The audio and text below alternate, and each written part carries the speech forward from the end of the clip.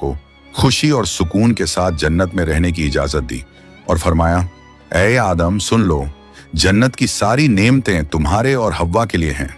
जो चाहो खाओ पियो और इन रहमतों का लुत्फ उठाओ, लेकिन इस एक पेड़ के पास मत जाना और इसके फल को कभी मत खाना। तफसीरों में आता है कि वो पेड़ गेहूं का पेड़ था।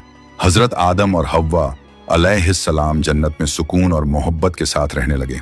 हर तरफ नेमतें थीं, हर तरफ रहमत का साया था, लेकिन उधर शैतान को जन्नत से निकाल दिया गया था।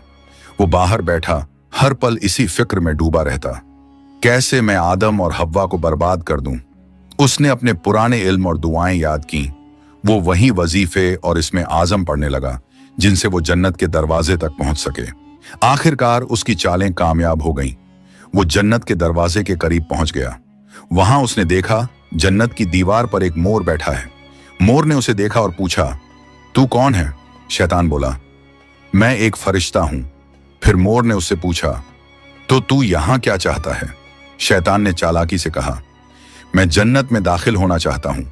मोर ने जवाब दिया, हजरत आदम अलैहिस्सलाम यहां मौजूद हैं, इसलिए किसी और को अंदर जाने की इजाजत नहीं।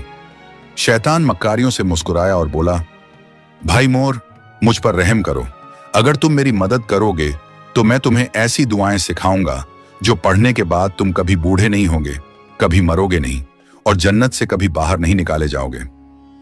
मोर थोड़ा झिझका, मगर शैतान ने अपनी मीठी आवाज में इसमें आजम पढ़ना शुरू किया। उसकी आवाज में ऐसा असर था कि मोर का दिल पिघल गया।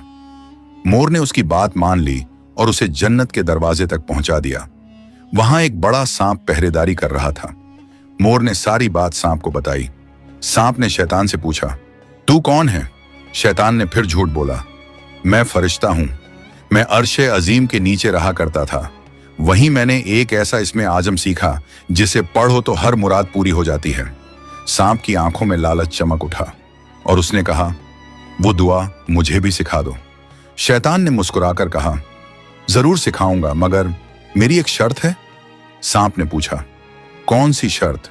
तो शैतान बोला, शर्त यह है कि तुम मुझे जन्नत के अंदर दाखिल करा दो। सांप ने लंबी सांस ली और कहा, आदम अलैहिस्सलाम के रहते किसी को अंदर ले जाने की इजाजत नहीं है, यह मुमकिन नहीं। और यहीं से शैतान की सबसे खतरनाक चाल शुरू हुई, एक ऐसी चाल जिसने इंसानियत की कहानी का रुख बदल दिया। शैतान की मक्कारी वहीं खत्म नहीं हुई, वो अब एक और चाल चलने वाला था, ऐसी चाल जिससे इंसानियत का पहला इम्तिहान शुरू होना था। शैतान ने सांप की आंखों में